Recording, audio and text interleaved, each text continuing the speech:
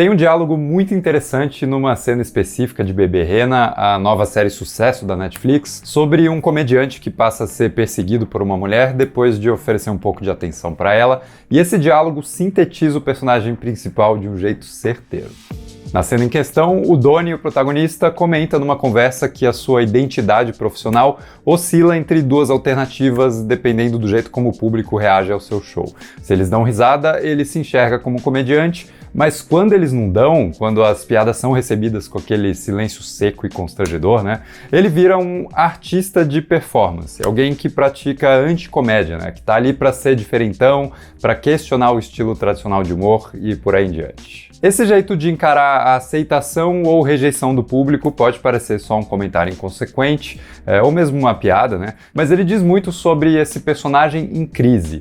O Donnie atravessa os 7 episódios dessa minissérie numa tremenda crise de identidade, e deixar que o público decida quem ele é toda vez que ele sobe no palco é simplesmente mais um dos vários jeitos como ele delega essa construção de identidade para os outros, que podem fazer o que quiser, né, com essa pessoa tão instável e tão carente de atenção. Até por isso eu acho que ele investe num tipo de stand-up tão bizarro, né, com aquela malinha cheia de acessórios que ele troca o tempo todo sem que um deles permaneça muito tempo. Ou seja, não é por um discurso contínuo que vem naturalmente de si mesmo que ele consegue se conectar com as pessoas, mas sim com uma profusão de personas menores e descartáveis que vão se alternando enquanto ele tenta desesperadamente alcançar essa conexão na base da tentativa e erro. E algo parecido acontece em todas as áreas da sua vida, né? Nos aplicativos de namoro, ele cria mais uma máscara para compensar essa insegurança. Ele escolhe um novo nome, uma nova profissão. Na casa onde ele mora de aluguel, ele aceita ser visto como um familiar substituto para permanecer ali. E até quando ele encontra os amigos e os colegas do bar onde ele trabalha, vários traços sensíveis da sua personalidade são suprimidos para que ele seja visto pelos heterotops ali como mais um dentre eles. Bebê Rena é uma série que vai elaborar toda a sua história ao redor dessa identidade fragmentada do personagem, que passa a ser explorada por ele mesmo ao longo dos episódios, num formato conduzido pela narração em off que aponta para várias coisas diferentes. Por exemplo, a forma como o Donnie constrói a nossa expectativa de uma situação e depois subverte ou consolida essa expectativa através dessa narração vai lembrar, obviamente, né, o jeito como comediantes contam histórias no palco, com a diferença, de novo, que nem sempre essas histórias vão provocar o riso, nem sempre elas vão ser engraçadas. Isso, inclusive, é muito bem delineado na trilha sonora, especificamente a música do Bee Gees, I Started a Joke, onde a letra fala justamente sobre uma piada que, ao invés de fazer todo mundo rir, faz todo mundo chorar.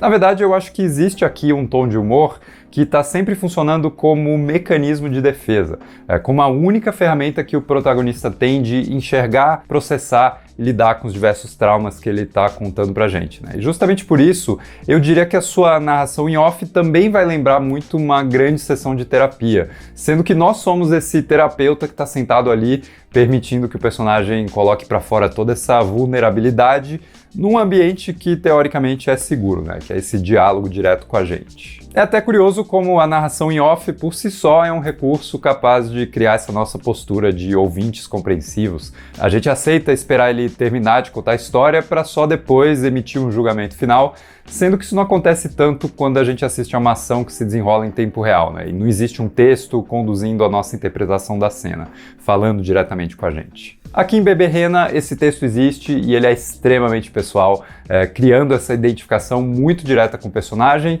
e com isso eu acho que o Donnie consegue manter o nosso interesse no seu bem-estar e no desenrolar dessa história, mesmo quando ele se comporta de um jeito tão nocivo com os outros e consigo mesmo. Eu acho que eu tô falando tudo isso pra gente entender como é bem construída essa alternância entre personalidades do protagonista, entre comédia e drama, empatia e repulsa, né? Entre aprovação e reprovação. E tudo isso acontece por um trabalho fenomenal de roteiro, de interpretações, montagem e mesmo direção, né?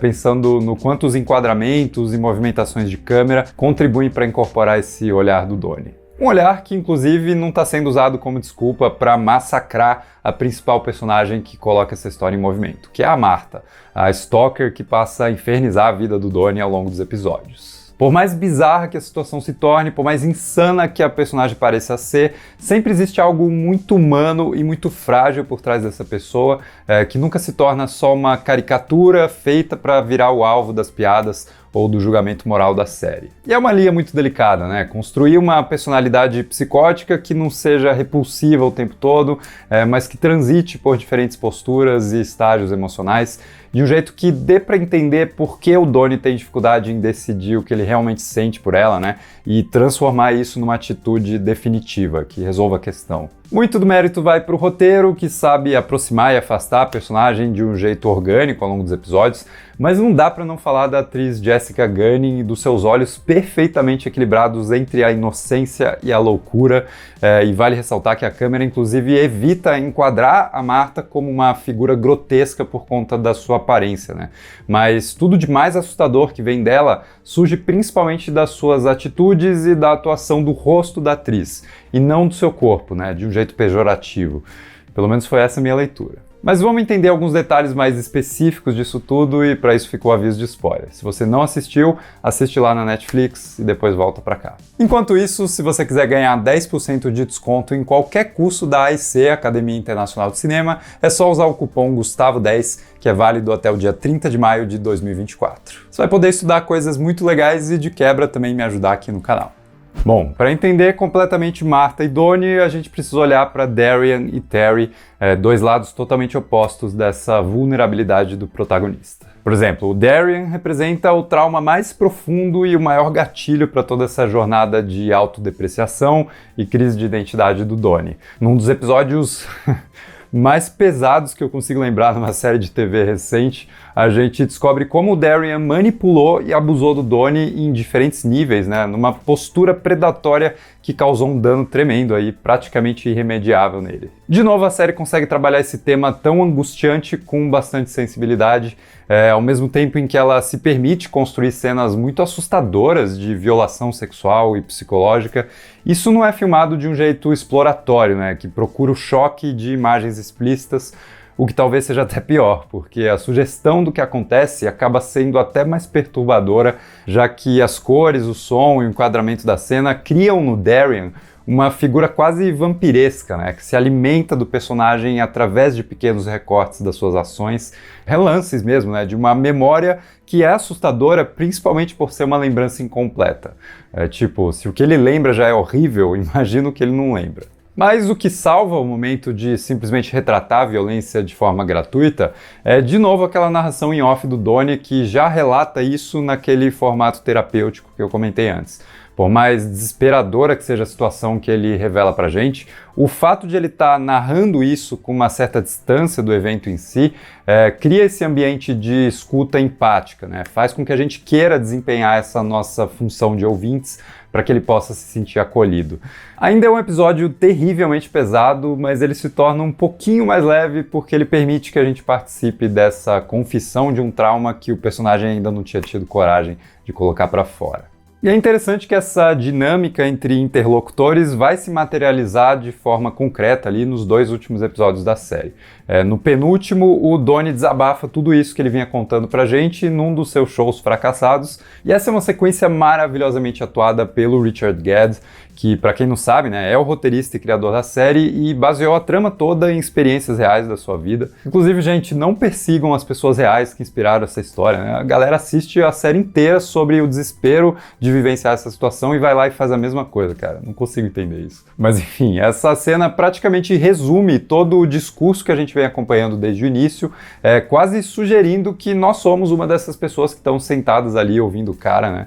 E o último episódio vai trazer o acolhimento que a gente gostaria de entregar para ele na figura dos seus pais, que descobrem tudo que rolou também e oferecem um apoio fundamental, né? Principalmente por parte do pai do Donnie, que infelizmente também vivenciou uma situação parecida. É sempre emocionante ver pais abraçarem seus filhos e oferecerem, nos seus momentos de maior vulnerabilidade, um consolo que não se prende à própria visão deles sobre qualquer que seja a situação, né? Mas que existe simplesmente livre para apoiar sem julgamentos, sem exigências, enfim, momento bonito. Mas e a Terry? Bom, se o Darian é o causador dos traumas do protagonista, a Terry é a consequência imediata de como Donnie procura se reconstruir depois disso. O Darian pegou alguém que era completo e estraçalhou essa pessoa em vários pedaços diferentes, né? Ele destruiu a identidade sexual do Donnie, destruiu sua confiança profissional, o seu julgamento criativo, né? Até mesmo a sua saúde física através do vício nas drogas. E quando o Donnie finalmente rompe essa conexão com uma figura tão nociva, ele procura se reencontrar através de um pequeno pedaço de si mesmo, e não daquele todo que nesse momento não existe mais. Como a gente comentou antes, ele cria essa persona que é o Tony, o pedreiro, né, para que ele consiga se relacionar com a Terry, escondendo ali as suas camadas de vergonha, de insegurança. Mas esse relacionamento, por mais que tente se desenvolver e até sobreviver a essa mentira que ele criou, não consegue durar porque a Terry é alguém muito mais completa e bem resolvida que ele. Talvez ela até já tenha passado por esse ciclo de destruição e reconstrução de si mesma, e a gente precisa entender, né, que não é a função de alguém completo completar outra pessoa também. Um relacionamento não pode existir desse jeito codependente, onde uma pessoa precisa da outra para ser feliz, onde um suga as energias do outro para existir. Isso é muito bem pontuado na série quando a Terry, que é uma mulher trans, enxerga que o Donnie está ameaçando a construção de si mesma que ela lutou tanto para alcançar, e quando ela percebe isso, ela simplesmente manda o cara embora, e com razão. Ninguém deveria ter que sacrificar sua identidade para dar certo com outra pessoa, embora, é claro, né, que existe um grau de doação e de flexibilização para que duas pessoas diferentes convivam, mas esse equilíbrio só é alcançado em conjunto, né, e não quando só um dos lados é que acaba tendo que fazer isso. Mas a grande questão é que o final de Beberrena evita concluir tudo isso. Ele entende que é impossível amarrar todas essas questões definitivamente e investe, na verdade, numa repetição do ciclo de dependência emocional do Donnie e da Martha, que pode ser muitas coisas ao mesmo tempo, né? Pode ser frustrante, pode ser relacionável, pode ser pessimista ou simplesmente triste mesmo. Por exemplo, depois de tudo que ele viveu, o Donnie reencontra o Darian, que oferece uma vaga de verdade para ele agora como roteirista, e ele aceita, cara. Depois de tudo, ele aceita. E a pergunta que fica é: qual seria a diferença entre usar o seu trauma para buscar o sucesso profissional, falando dele num show de comédia, de aceitar uma oferta de trabalho justamente da pessoa que te machucou em primeiro lugar? Você não estaria usando esse trauma para alcançar o mesmo objetivo, mesmo que de jeitos diferentes? Sei lá, né? Fica a questão aí pra gente pensar. Particularmente, eu só acho que ele nunca devia ter voltado na casa desse cara, mas enfim. Pior ainda é a carência de atenção do Donnie, que também fica no ar.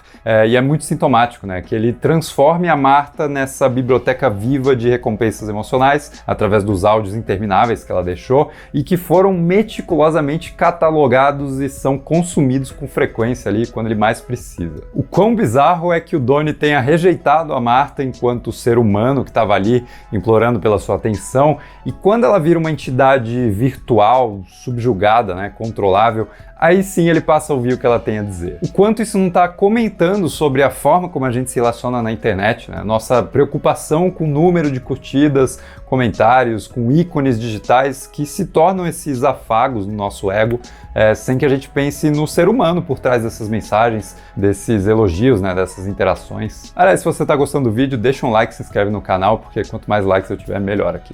Contém sarcasmo, tá? Mas também não. E aí no final, o Donnie entra num bar, se emociona com um áudio tocante da Martha e desaba num choro angustiante, né? Sendo consolado pelo barista que oferece uma bebida de graça pro cara, assim como ele tinha oferecido pra Martha lá no começo da série, quando eles se conheceram.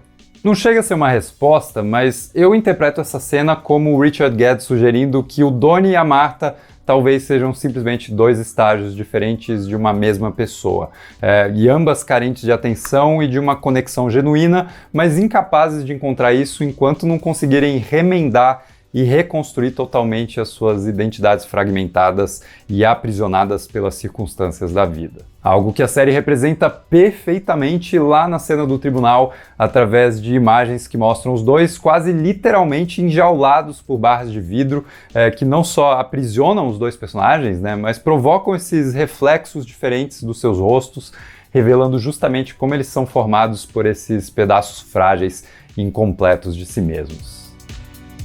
Mas é isso, diz aí o que você achou de Bebê Rena nos comentários, né? Como é bom assistir algo diferente, autêntico e bem executado, que não foi simplesmente gerado automaticamente por um algoritmo, né?